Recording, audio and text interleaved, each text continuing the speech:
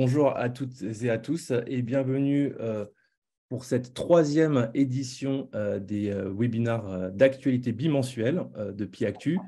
Ces webinars ont pour ambition de vous proposer une veille interactive en propriété intellectuelle avec un expert à chaque édition. Je suis Brice Matter et j'ai le plaisir de vous proposer cet événement avec Page Pays Actu. Cette semaine, j'ai le plaisir de recevoir Coraline Favrel, qui évoquera avec nous un ensemble de sujets. Dans un premier temps, il y aura une présentation de PIActu et du projet Nouveaux Médias, puis nous présenterons Coraline Favrel se présentera. PIActu fait partie d'un ensemble, d'un projet plus global qui se prénomme Nouveaux Médias. Nouveaux Médias a l'ambition de proposer plusieurs comptes de veille thématiques spécialisés autour du droit. Aujourd'hui, il y a 4 verticales qui sont proposées. PIActu pour la propriété intellectuelle, droit du numérique, actualité, droit social, actu et droit de la famille, actu. Dans une phase de développement, il y a eu beaucoup de posts factuels sur l'actualité. Et dans une deuxième phase qui s'est ouverte récemment, j'ai le plaisir de proposer avec de nombreux partenaires des contenus de type événement, webinar, pour avoir une expertise de qualité et une interaction avec les intervenants. Ces webinars, vous pourrez les consulter en replay podcast et en replay vidéo ultérieurement. Et maintenant, je laisse Coraline Favrel se présenter à vous. Oui, bonjour à tous. Coraline Favrel, je suis avocat associée au sein de Carmen Avocat. Je suis inscrite au barreau de Lille depuis 2012 et spécialisée en propriété intellectuelle. Alors, je rédige des articles pour Dalloz Actualité sous la coordination de Stéphanie Lecam, et je suis formatrice habituellement en formation initiale au sein de Master 2 Propriété Industrielle, celui de Lille 2 par exemple, de Caroline Le Goffik, mais également au sein de Sciences Po Lille. Et j'assure également des formations en formation continue, notamment auprès de l'INPI par le biais des certificats CAB, CAM et CAPI, pardon. Merci Coraline. Aujourd'hui, nous allons voir 6 sujets avec Coraline Favrel. Nous allons évoquer la cession de droits d'auteur et les contrats de travail. Nous allons évoquer la cession gratuite de marques. Nous allons parler enregistrement d'un nom de domaine et contrefaçon. Nous allons évoquer l'hébergement de contenu illicite avec l'arrêt Nintendo. Nous allons évoquer le rôle du juge de la mise en état et enfin l'appel des procédures ou les recours contre les procédures de marque de l'INPI. Alors, concernant déjà le premier sujet, la cession de droits d'auteur et contrats de travail, le sujet est issu d'un arrêt de la Cour d'appel de Paris du 25 janvier 2023. Maître Favrel, est-ce que vous pourriez nous rappeler déjà les faits de cet arrêt ? Oui, alors nous étions en présence d'une styliste, également directrice artistique dans le domaine de la mode, qui avait conclu un contrat de travail en juin 2012 et qui, en juin 2017, a assigné son employeur, la société OLT, devant le tribunal judiciaire de Paris, sollicitant près de 500 000 € d'indemnisation en exposant que l'employeur aurait commis des actes de contrefaçon en exploitant ses œuvres parce que la cession de droits d'auteur insérée au sein de son contrat de travail n'est pas valable. Elle est nulle.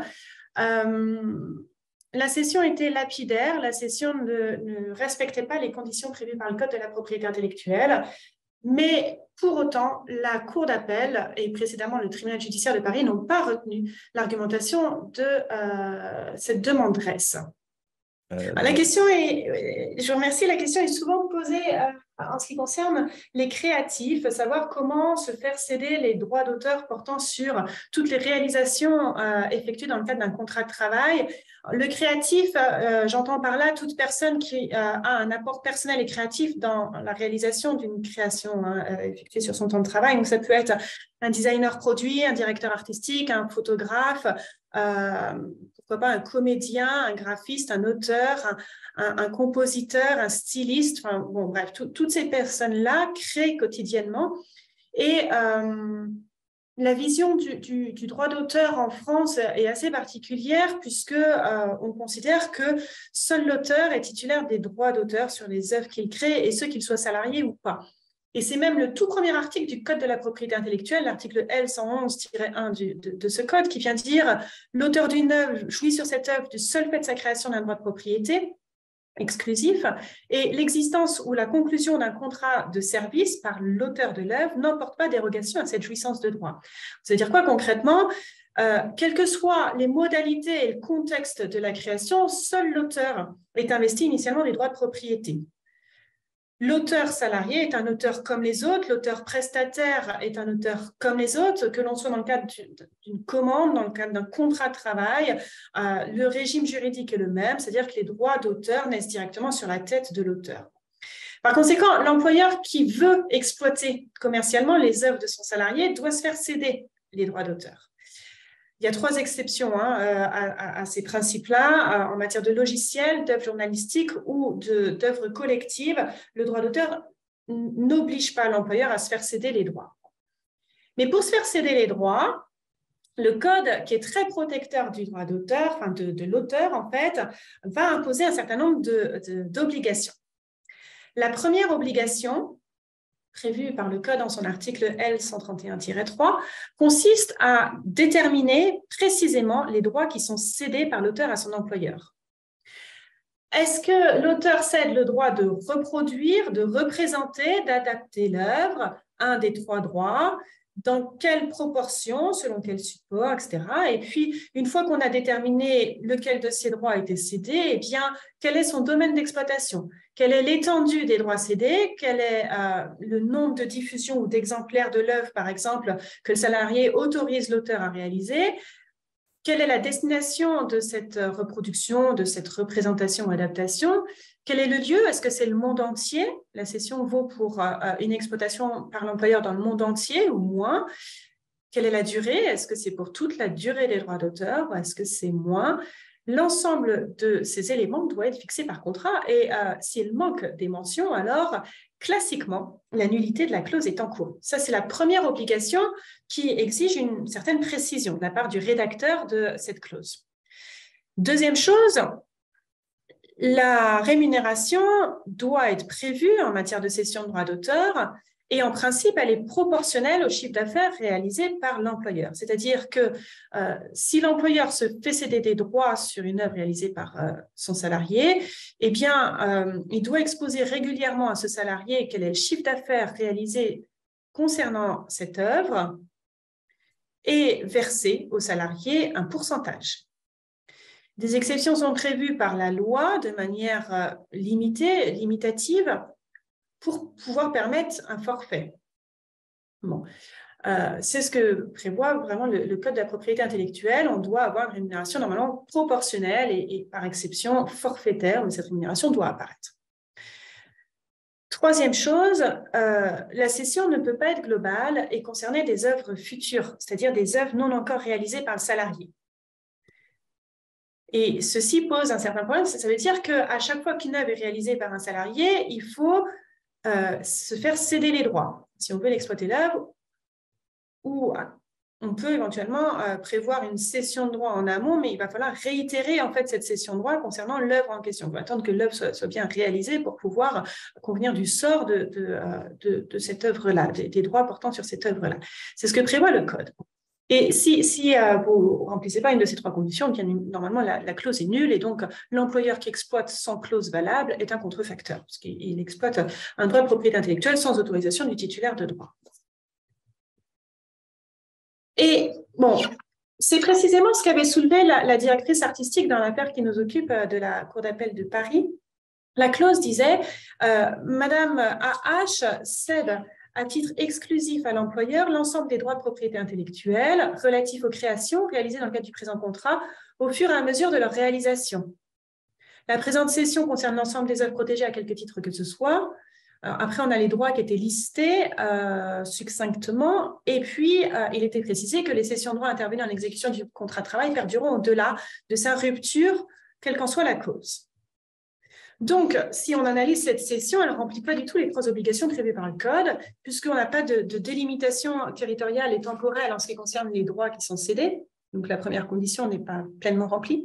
La deuxième condition quant à la rémunération n'est pas remplie non plus, puisque en l'espèce, on n'a rien concernant la rémunération, on a juste un salaire qui est prévu par le contrat de travail.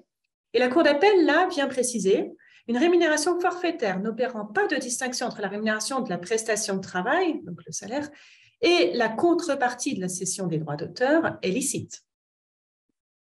Bon.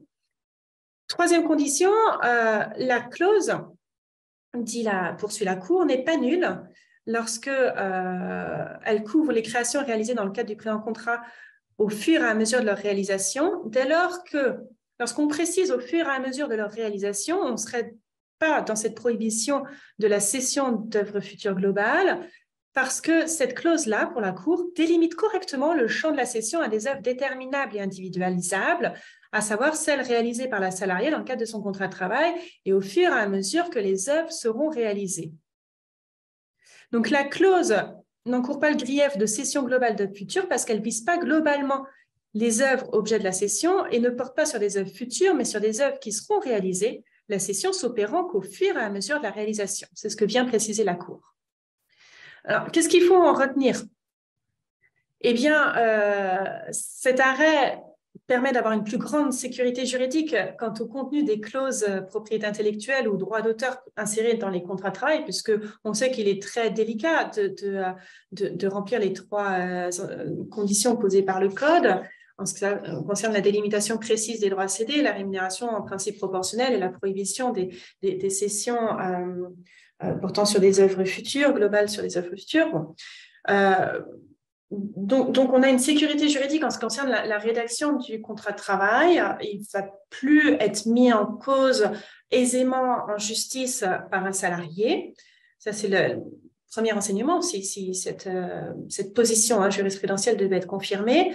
Deuxième position, on a cependant une incertitude qui existe puisque dorénavant, tous les auteurs, qu'ils soient salariés, prestataires ou autres, quel que soit finalement leur titre juridique par ailleurs, bénéficient de la transposition de la directive du 17 avril 2019 qui consiste à leur permettre de réviser le prix qui avait été fixé si l'exploitation finalement est réalisée dans une proportion qui n'était pas prévue au moment du contrat.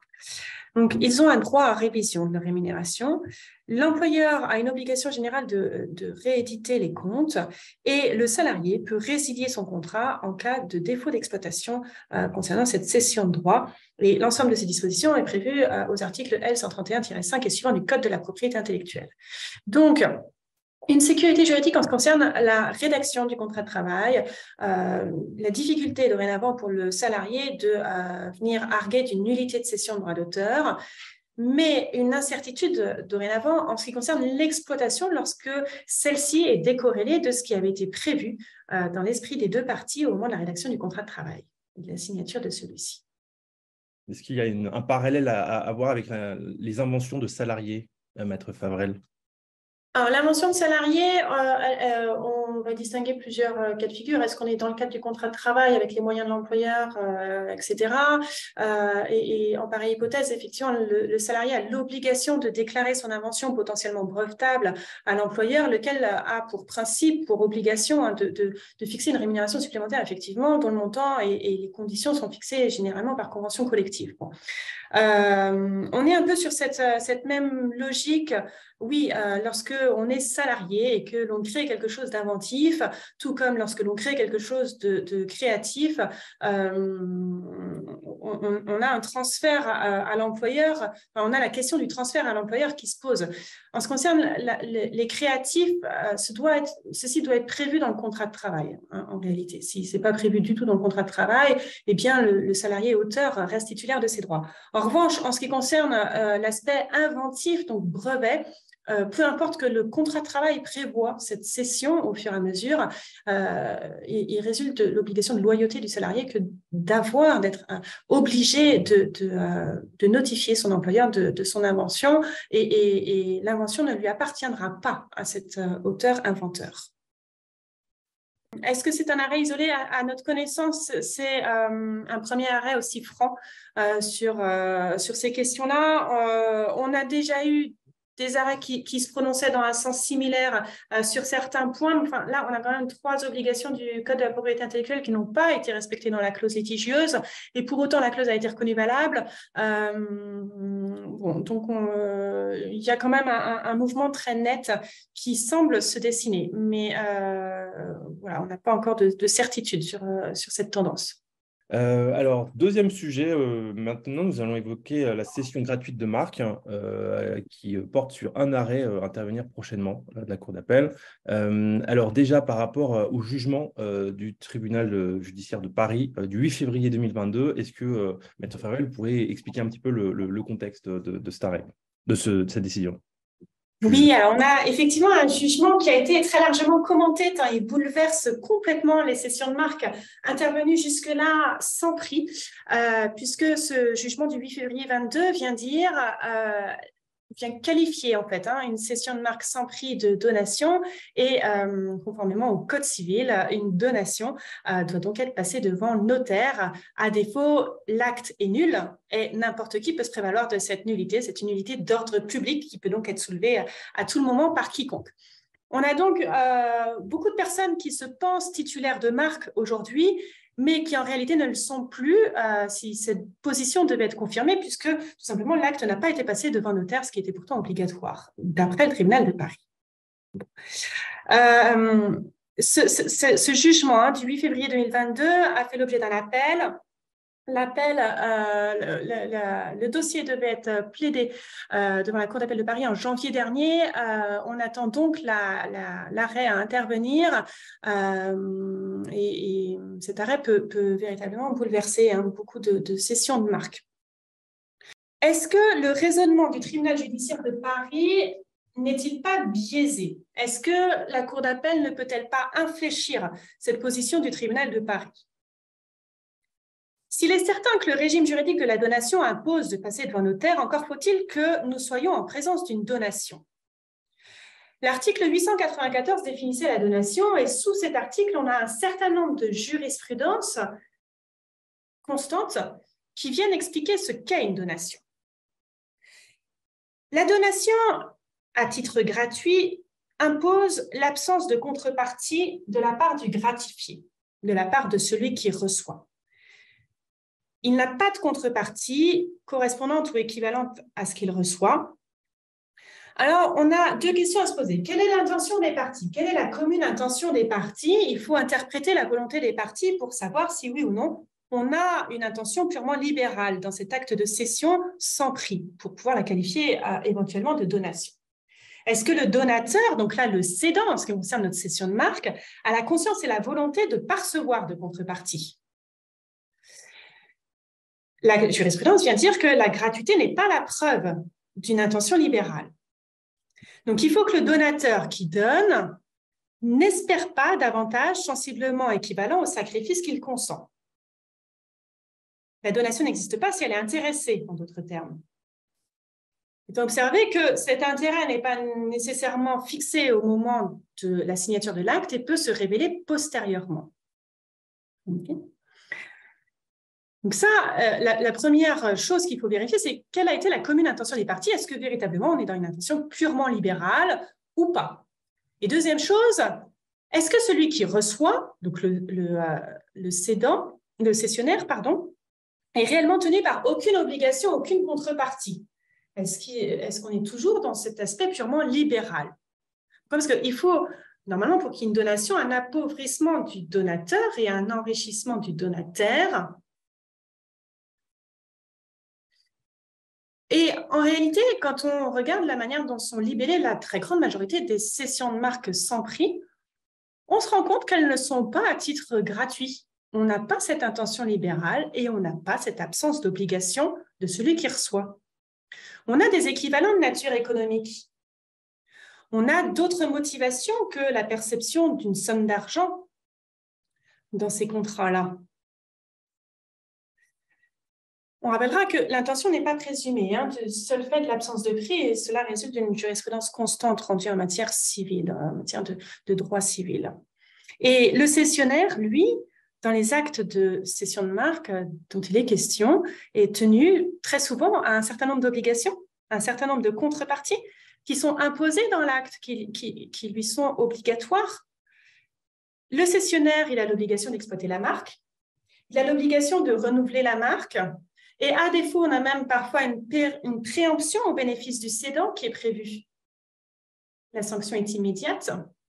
Le cédant retrouve donc la propriété d'une marque qui a été, dans l'intervalle, correctement exploitée par son cessionnaire. L'intention est-elle toujours purement libérale? Et puis, le cessionnaire, très souvent, il a l'obligation de faire inscrire la cession à ses frais sur les registres de l'INPI. Deuxième obligation. Troisième obligation, le cessionnaire s'interdit de réclamer la moindre indemnité en cas d'échéance ou de nullité de la marque. Sachant que le cédant, très souvent, ne donne aucune garantie quant à la disponibilité de la marque. Ça veut dire quoi? Ça veut dire que le cessionnaire réceptionne une marque, il n'a aucune garantie quant à la validité juridique de cette marque, et donc s'il veut commencer l'exploitation de cette marque à laquelle il est tenu par ailleurs dans une autre disposition, eh bien, il lui appartient de vérifier la disponibilité de la marque, de faire effectuer une recherche exhaustive d'antériorité, de s'assurer qu'il n'y a pas de déchéance pour défaut d'exploitation qui puisse être encourue, de déchéance pour dégénérescence également. Il a un certain nombre de précautions à prendre. Donc, en fait, le cessionnaire est tenu d'un certain nombre de contreparties. Alors, est-on toujours en présence d'une donation? Si oui, effectivement, elle doit être passée devant notaire. Sinon, alors elle ne doit pas être passée devant notaire et la très grande majorité des cessions intervenues jusqu'à présent est donc valable. On a une ordonnance du juge de la mise en état de Lille qui a suivi le raisonnement du tribunal judiciaire du 8 février 22. Cette ordonnance est du 10 mars 23. Elle a admis la nullité d'une cession sans prix parce qu'elle n'était pas passée devant notaire. On attend donc l'arrêt de la Cour d'appel de Paris. Sur ce point, dans l'attente, on a besoin d'une certaine sécurité pour savoir ce que les entrepreneurs doivent faire, ce que les personnes concernées par une cession de marque doivent faire. Nous, ce que l'on conseille, c'est de réitérer les actes sans prix. En cette fois-ci fixant un prix, la somme pouvant être modique, et en prévoyant un effet rétroactif de cette nouvelle cession réitérative calquée sur l'acte d'entrée en vigueur de la première cession qui encourrait éventuellement la nullité. Bon, ça c'est pour les actes passés sans prix, et pour les actes à venir, on préconise d'insérer un prix, si faible soit-il, pour échapper à cette obligation d'acte notarié, d'acte authentique. Alors, le cessionnaire a-t-il une obligation d'exploitation de la marque lorsque c'est une cession à titre définitif? Tout dépend de ce qui est prévu dans le contrat, en réalité. Savoir est-ce que, oui ou non, il y a une obligation à cet effet. Chaque contrat fixera le sort de cette obligation. Est-ce que la décision qui a été évoquée est valable pour des entreprises intragroupes? Oui. Cette décision, elle est valable pour toute cession de marque. On ne fait pas de distinction entre le fait d'être intragroupe, le fait d'avoir pour partie des personnes physiques, des associations, des organismes autres, qui seraient des personnes morales. Peu importe toutes ces qualifications, toute cession de marque rentre dans ce sujet-là de la cession de marque sans prix est-elle une donation devant être passée devant notaire par acte notarié sous peine de nullité d'ordre public. La question se pose pour la cession de marque, mais on peut l'étendre pour les autres droits de propriété intellectuelle. Alors, le troisième sujet porte sur l'enregistrement d'un nom de domaine et la contrefaçon avec cet arrêt de la Cour d'appel de Paris du 17 mars 2023. Alors, est-ce que vous pouvez, Maître Favrel, revenir sur la décision de la Cour d'appel? Oui, alors, concernant cette décision, les faits étaient les suivants. On a une société indélicate qui a réservé 14 noms de domaine correspondant à une marque déposée par son concurrent, enregistrée et exploitée par son concurrent. 14 noms de domaine, alors pourquoi autant? Parce qu'on avait des extensions distinctes, .fr, .com, etc. Et puis parfois, on avait des tirets, des points, parce que l'expression était composée de plusieurs termes distincts. Bon. Alors, il y a plusieurs choses qui ont été faites ensuite par ce concurrent indélicat. Il y a cette réservation de noms de domaine, et puis à un moment donné, il va y avoir une exploitation des noms de domaine en question. Donc, on va avoir plusieurs redirections vers un seul site, et le site, en l'occurrence, est donc exploité pour des produits qui correspondent à la marque première. La Cour d'appel de Paris est venue préciser que la simple réservation du nom de domaine par le concurrent indélicat ne caractérise pas un usage pour des produits et services en l'absence de tout début de commercialisation et ne constitue donc pas un acte de contrefaçon. En revanche, l'exploitation du nom de domaine va constituer potentiellement une contrefaçon et peut-être une concurrence déloyale. Alors, cet arrêt, contrairement peut-être aux deux précédents, s'inscrit pleinement dans la lecture de l'article L713-2 du Code de la propriété intellectuelle, dans la disposition prévue par la loi. Revenons sur le nom de domaine. Le nom de domaine, c'est l'adresse d'un site Internet. Pour obtenir une adresse d'un site Internet, le réservataire, donc la personne, le fait enregistrer dans une extension précise et moyennant le paiement d'un prix précis auprès d'un bureau d'enregistrement qu'on appelle le registrar.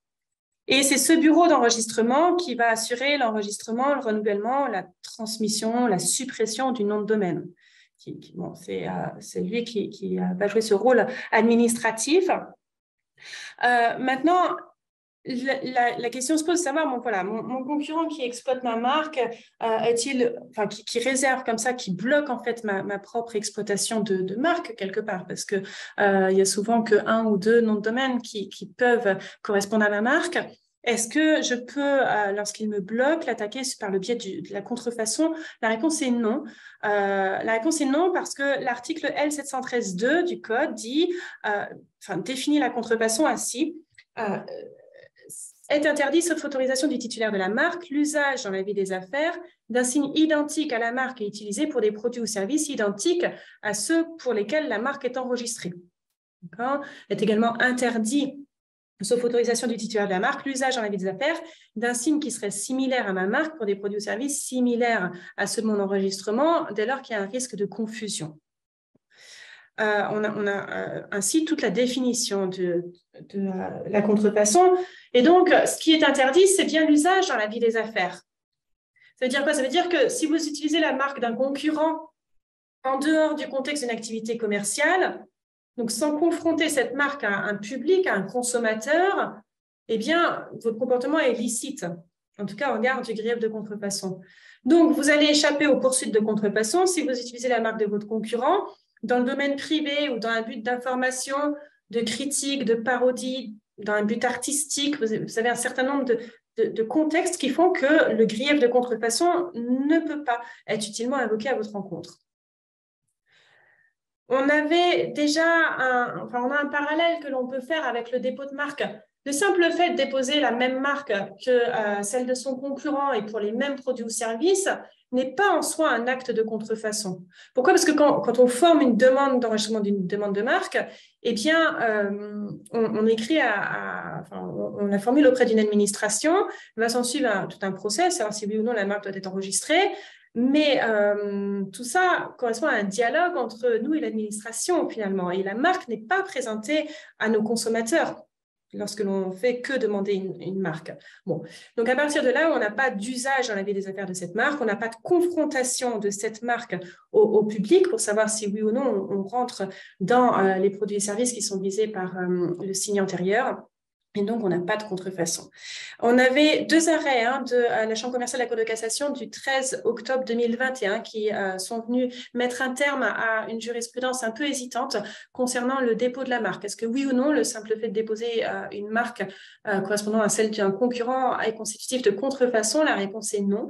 Et aujourd'hui, avec un arrêt de la Cour d'appel de Paris du 17 mars 2023, on a exactement le même raisonnement qui est transposé concernant les noms de domaine. La simple réservation, le simple enregistrement d'un nom de domaine auprès d'un bureau d'enregistrement n'est pas constitutif de contrefaçon, quand bien même il correspondrait au signe d'une marque. Et concernant la concurrence déloyale, Maître Favrel? Concernant la concurrence déloyale, c'est vrai que cet arrêt aussi évoque le sujet, le litige sous le prisme de la concurrence déloyale. En l'espèce, on avait finalement, ce nom de domaine avait été exploité.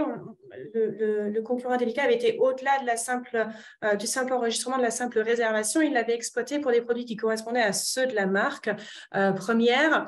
Et donc, cet aspect-là a été appréhendé par le biais de la contrefaçon, mais également de la concurrence déloyale parce que le site Internet en question correspondait à... la charte graphique du site Internet correspondait à celle de la demande à l'action. Donc, il y avait une vraie confusion qui était possible. L'internaute était susceptible de croire que le site critiqué était en fait exploité par le titulaire de la marque première ou par une entité qui en dépendait. Ok, merci, Maître Favrel. Alors, quelles recommandations vous pourriez faire en la matière? Enfin, voilà, c'est une recommandation de juriste de vraiment relire chaque critère posé par le texte de L713-2 pour pouvoir parler de contrefaçon. Là, en l'espèce, on a besoin de caractériser un usage dans la vie des affaires, de le démontrer pour pouvoir faire admettre la contrefaçon. Si on n'est pas dans le cadre de cet usage, eh bien, on n'a pas d'accès en contrefaçon, et ce, dès la mise en demeure. Ça évitera des échanges postérieure. La responsabilité professionnelle de l'hébergeur du nom de domaine, est-ce qu'il y en a une? Oui, tout à fait. Tout à fait. Et on a un arrêt très intéressant qui vient d'être rendu également par la Cour d'appel de Paris en la matière, le 12 avril 2023, qui est une pleine application de la loi LCEN du 21 juin 2004.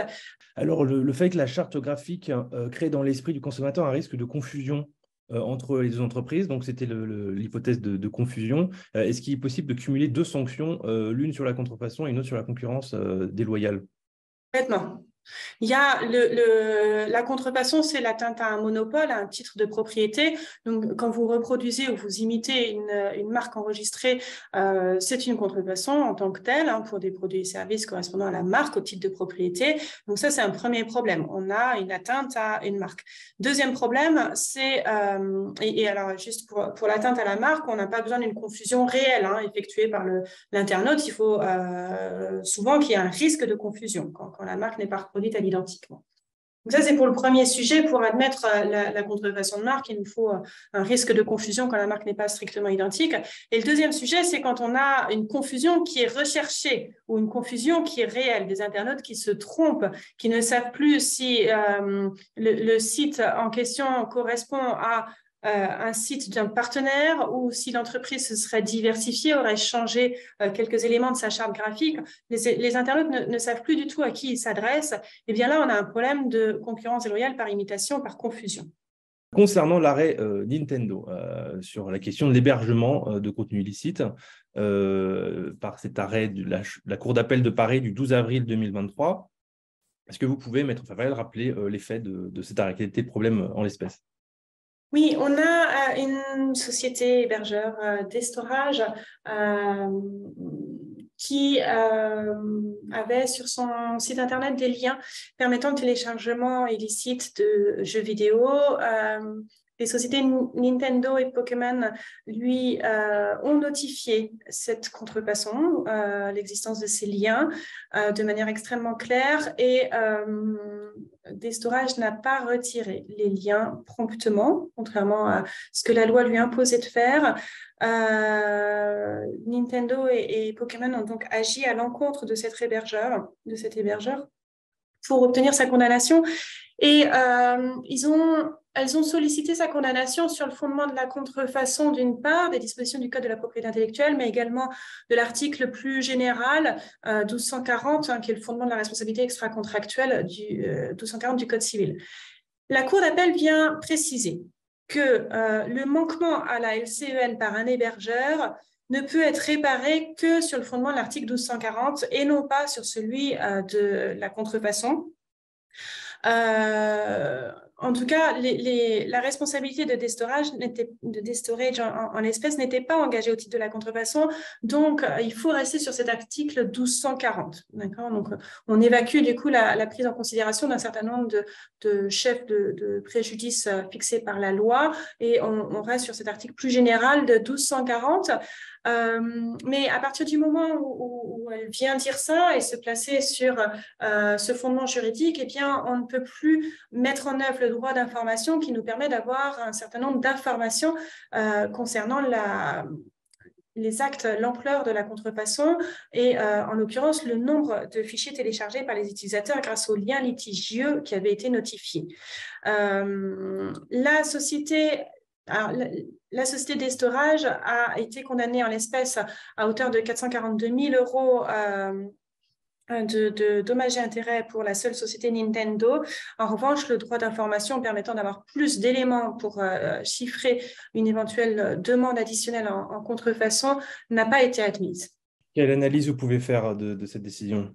C'est une décision dont il faut se féliciter à mon sens parce que on a une loi pour la confiance dans l'économie numérique du 21 juin 2004 qui a obligé les hébergeurs à conserver les données d'identification.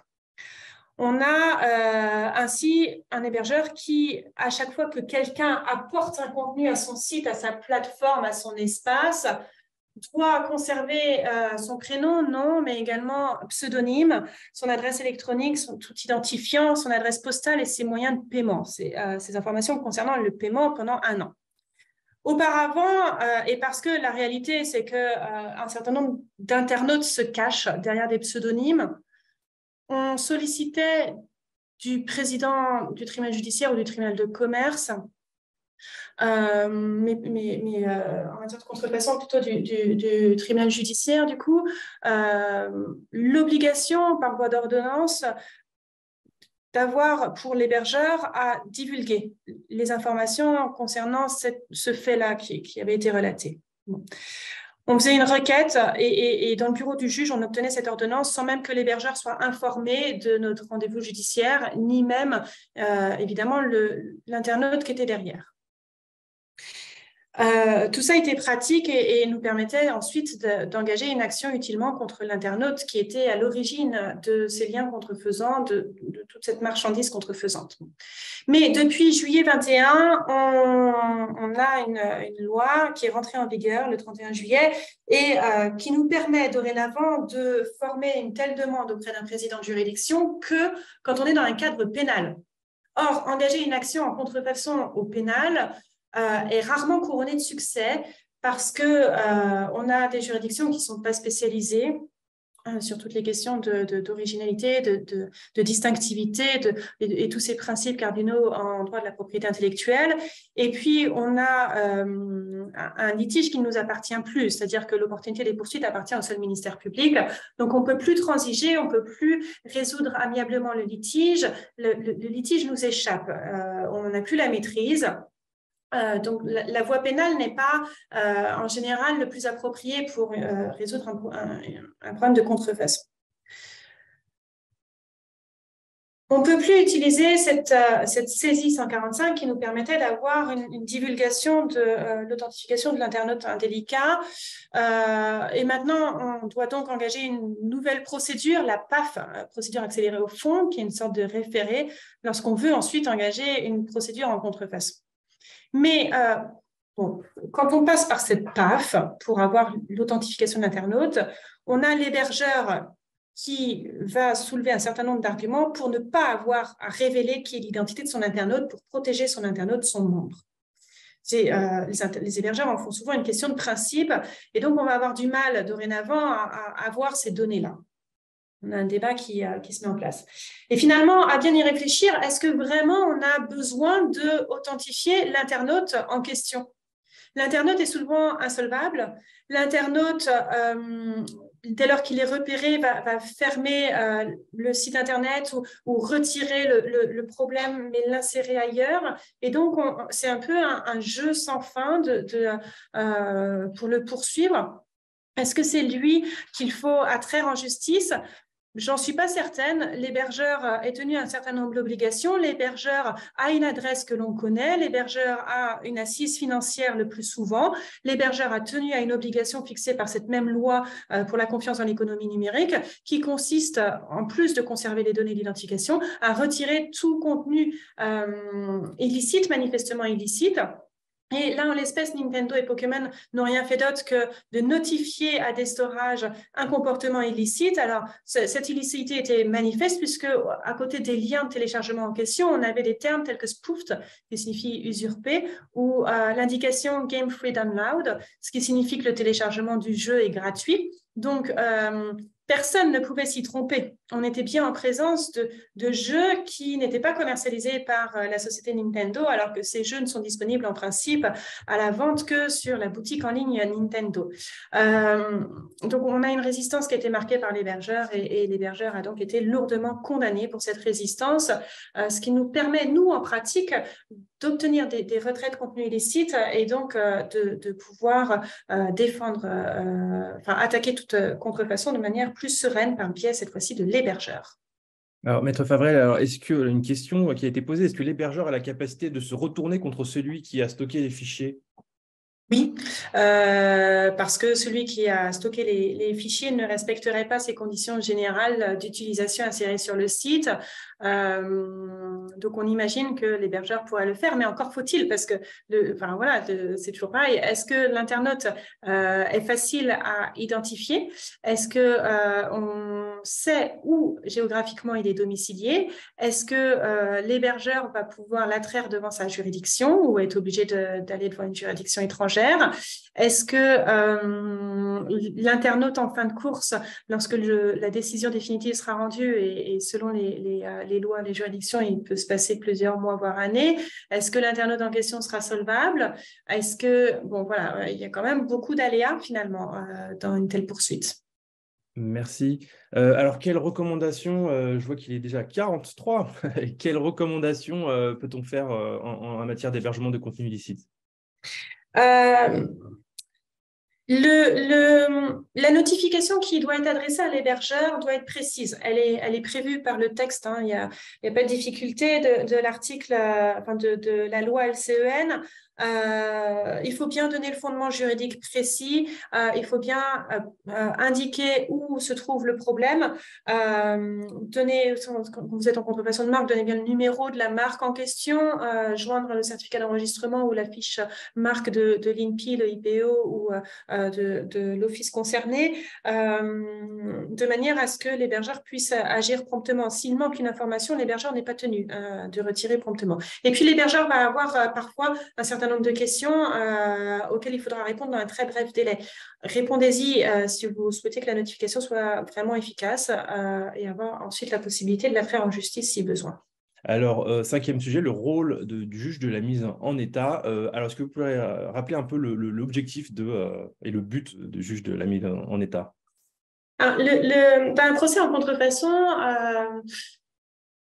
entre le moment où on va saisir la juridiction et le moment où on obtiendra une décision, un jugement portant sur la contrefaçon, se passe en moyenne 18 mois. On va avoir une audience de plaidoirie devant 3 magistrats en formation collégiale. Et lors de cette audience, de nombreux éléments vont être soulevés. Pour simplifier cette procédure, le législateur a décidé de confier à un juge unique, appelé le juge de la mise en état, le soin de trancher un certain nombre de problèmes de pure procédure en général, qui ne touchent pas au fond du droit, pour éliminer un certain nombre de dossiers de la formation collégiale, pour désengorger les audiences de plaidoirie, au fond. Alors, on a dit, bon, il appartiendra maintenant à un juge unique pendant ces 18 mois et pendant plus précisément les 12 premiers mois, de trancher tout ce qu'on appelle les fins de non-recevoir, tous ces petits problèmes normalement de procédure qui ne touchent pas le fond des débats. Alors, si on ne soulève pas cette fin de non-recevoir devant le juge en question, le juge unique de la mise en état, eh bien, au fond, on est irrecevable à soulever. On est obligé de le faire devant le juge de la mise en état. On a plusieurs difficultés.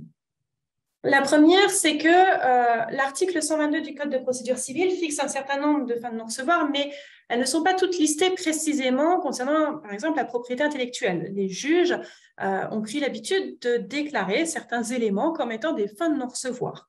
Ils n'avaient pas forcément prévu toutes ces fins de non-recevoir initialement. Deuxième chose, la fin de non-recevoir, elle peut être soulevée en tout état de cause. Donc, elle peut être soulevée au bout de 3 mois de procédure ou au bout de 12 mois de procédure. Et lorsqu'une fin de non-recevoir est soulevée, eh bien, on va avoir un incident et l'incident dure en tant que tel 6 mois. Entre le moment où on a des premières conclusions d'incident qui soulèvent une fin de non-recevoir devant le juge de la mise en état, la réponse sur cet incident et l'audience de plaidoirie sur cet incident, puis l'ordonnance d'incident du juge de la mise en état, on va avoir globalement 6 mois et 6 mois qui peuvent être encore plus longs si un appel est formé sur cette ordonnance du juge de la mise en état. Beaucoup d'avocats en défense soulèvent des incidents systématiquement et pas forcément dès les premières conclusions. Ça leur fait gagner au moins 6 mois. C'est un problème. C'est un problème parce que l'objectif initial de simplifier la procédure civile, de désengorger tout le système n'est pas atteint, est loin d'être atteint. On a donc déjà les exceptions de procédure, hein, les problèmes de compétences, par exemple, qui en tant que tels ne sont pas des fins de non-recevoir, mais qui doivent être soulevés avant toute défense au fond, qui sont un premier problème. Et puis après, dans les fins de non-recevoir, pêle-mêle, on a le défaut de titularité de droit d'auteur concernant la présomption prétorienne, hein, pour les personnes morales. Est-ce que oui ou non, la personne morale commercialise sous son nom de manière non équivoque l'œuvre et donc dans la négative, elle ne serait pas titulaire de droit d'auteur, donc elle n'aurait pas de qualité à agir en contrefaçon. Et si vous soulevez ça, eh bien, c'est devant un juge de la mise en état. Deuxième question, alors sur toute cette qualité pour agir en contrefaçon, on a toute la problématique avec le licencié. Que prévoit le contrat? Qui peut agir? Et puis, la loi supplétive est-elle applicable? Est-ce que le licencié a bien fait tout ce qui était prévu pour pouvoir agir en contrefaçon? Quand on a une cession de marque dans le cadre d'une transmission universelle de patrimoine ou dans le cadre d'une fusion, est-ce que la cession de marque a été inscrite sur les registres? Parce que pour tous les actes de prétendue contrefaçon qui seraient antérieurs à l'inscription, eh bien, la société n'est pas titulaire de la marque et en fait n'est pas recevable à agir en contrefaçon. Donc, c'est un nouveau point qui va être soulevé. Dans le cas d'une œuvre de collaboration, est-ce que tous les auteurs ont bien été mis en cause? Quand on a une clause contractuelle qui impose un règlement amiable obligatoire, a-t-elle été respectée? Et auquel cas, eh bien, cette clause s'impose au juge si une des parties l'invoque. La prescription, la forclusion par tolérance, la précision de la caractérisation d'un modèle ou d'un droit d'auteur pour ces sujets-là, qui ne seraient pas remplies, toutes les demandes d'information qui peuvent relever du juge à la mise en état, les expertises techniques. On a beaucoup trop de fins de non-recevoir, on ne s'y retrouve plus et dans le doute, on soulève un incident devant le juge de la mise en état et on l'encombre, on retarde les procédures. Dernièrement, l'appréciation de l'originalité ne relève pas du juge de la mise en état, n'est pas une fin de non-recevoir. Toutes les discussions sur les moyens de preuve et les saisies contrefaçon notamment, non plus ne relèvent pas de la compétence du juge de la mise en état. Donc, soulever ces éléments-là devant un juge de la mise en état, alors qu'il est désormais bien établi que cela relève de la compétence du juge du fond, serait purement dilatoire, soyons clairs. Sur ce rôle du juge de la mise en état, dont les contours ne sont pas très clairs aujourd'hui en matière de propriété intellectuelle, on peut que espérer un éclaircissement des magistrats ou du législateur à ce sujet et il serait vraiment souhaitable que de tels incidents ne puissent être soulevés que dans le cadre de premières conclusions, avant toute défense au fond, de manière à pouvoir avancer sereinement à un rythme plus soutenu pour obtenir des décisions de manière dans des délais satisfaisants. Alors, j'ai déjà avancé vers la conclusion en fait, que vous pouvez faire sur le juge de la mise en état. Oui, alors voilà, c'est précisément aujourd'hui le pouvoir du juge de la mise en état n'est pas bien encadré en ce qui concerne les fins de non-recevoir parce qu'elles sont très volumineuses. On n'y voit pas très clair en tant que praticien. On a des comportements dilatoires qui sont adoptés du coup en défense trop régulièrement. Ça nous empêche d'avoir une visibilité sur la fin d'un procès et donc il serait vraiment souhaitable que le législateur ou les magistrats s'emparent du sujet de manière à imposer peut-être dorénavant le fait de soulever ces moyens-là avant les premières écritures, dans le cadre des premières écritures. Merci. Alors, dernier sujet, alors le recours des procédures de marque de l'INPI. Qu'est-ce que vous pouvez nous dire sur un petit rappel sur le recours contre la décision d'opposition de marque? Oui, alors là, tout est un petit peu confus. En tout cas, ça l'a été à un moment donné parce que on a une loi Pacte entrée en vigueur le 1er avril 2020 sur ce point qui a créé les procédures administratives en nullité et en déchéance totale ou partielle de marque devant l'INPI. Donc, on déjudiciarise une partie du contentieux marque, c'est-à-dire que c'est le directeur général de l'INPI maintenant qui tranche comme s'il était un juge, mais il tranche en n'étant pas un juge, donc il n'indemnise pas, par exemple, où il n'y a pas d'article 700 en tant que tel, il n'y a pas de ces frais irrépétibles qui peuvent être prononcés par cette juridiction, cette nouvelle juridiction. Mais d'un autre côté, la décision du directeur de l'INPI est revêtue d'une force exécutoire, un recours est possible. Cette décision, elle a une autorité de chose jugée et le recours, lui, il va être formé devant la cour d'appel.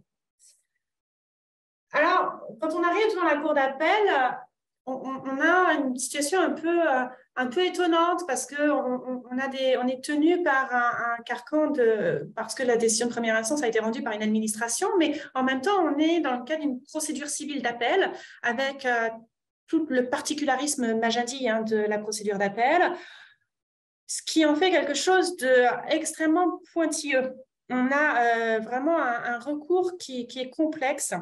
Bon, alors si on s'en réfère aux articles L411-4 et R411-19 du Code de la propriété intellectuelle, on apprend que le recours en opposition, le recours contre la décision en opposition de marque, c'est un recours en annulation.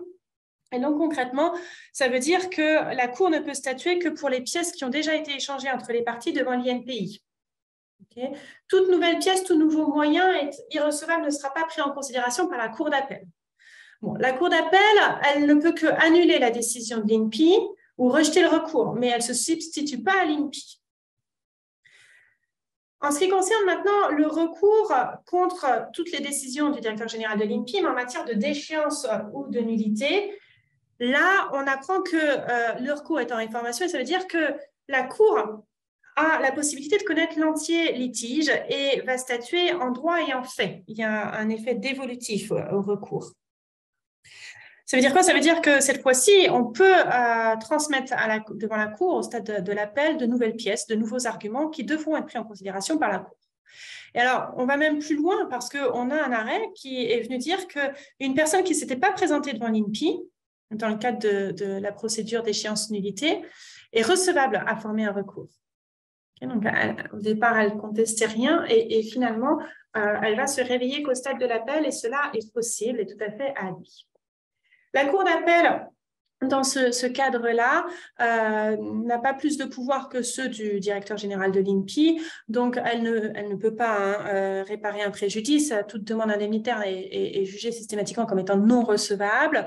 Dans le cadre d'une demande en déchéance formée devant l'INPI à titre principal, on n'a pas d'intérêt à agir, à justifier, et bien la Cour d'appel n'a donc pas à vérifier cette condition-là non plus lorsqu'on est dans le cadre d'un recours d'une décision INPI en déchéance. Et donc, on n'a pas d'article 700, on a une simple condamnation aux dépens qui est possible. Et puis, au-delà de ces particularismes de la propriété intellectuelle, on a également quand même le fait que l'INPI n'est pas partie, mais elle est partie intervenante. Ça veut dire que l'INPI est convoquée par lettre recommandée, elle présente ses observations par courrier et en audience, elle est représentée par un juriste muni d'un pouvoir spécial et non pas par un avocat, alors que toutes les parties sont représentées classiquement en matière de contrefaçon ou en matière de droit des marques par un avocat. L'affaire est communiquée au ministère public qui fait connaître son avis préalablement. Bon, on a un certain nombre de choses qui sont très particulières concernant ces recours-là. Donc voilà, tout ça existe depuis 2020, mais aujourd'hui, en 2023, on arrive à faire une première synthèse de la manière dont les cours d'appel traitent ces sujets, traitent ces recours. Tout cela est très nouveau et il y a beaucoup de particularités. Il y a aussi une caducité du recours qui est prononcée systématiquement par la Cour si le requérant ne transmet pas ses conclusions d'appelant, ses premières conclusions au titulaire de la demande de marque contestée qui n'aurait pas constitué avocat dans le délai.